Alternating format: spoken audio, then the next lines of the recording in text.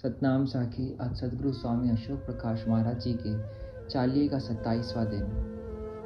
कर्म योगी।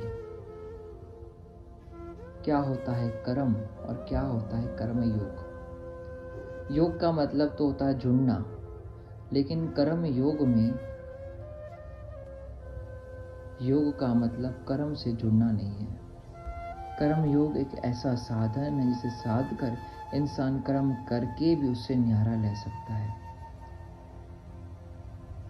सदगुरु स्वामी अशोक प्रकाश महाराज जी ने हमें कर्म योग की शिक्षा दी। कर्म किया पर कर्म में कभी भी अपनी आसक्ति नहीं दिखाई।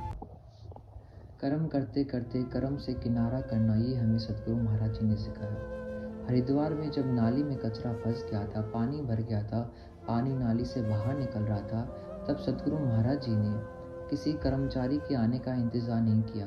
उन्होंने तुरंत ही स्वतः उसमें जाकर के नाली से कचरा निकाला और नाली को साफ कर दिया।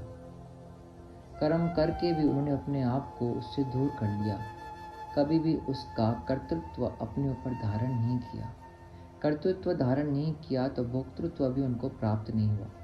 कर्तापन को धारण करेंगे तो भोक्तापन को भी धारण करना पड़ेगा। जो कर्ता बनेगा उसे भोक्ता भी बनना पड़ेगा।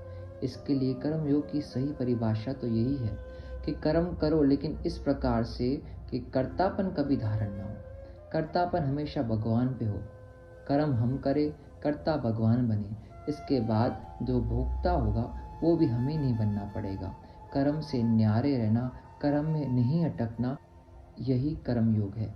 ऐसे कर्म योगी सदगुरु स्वामी अशोक प्रकाश महाराज जी को हम बार बार वंदन करते हैं। सतनाम साखी।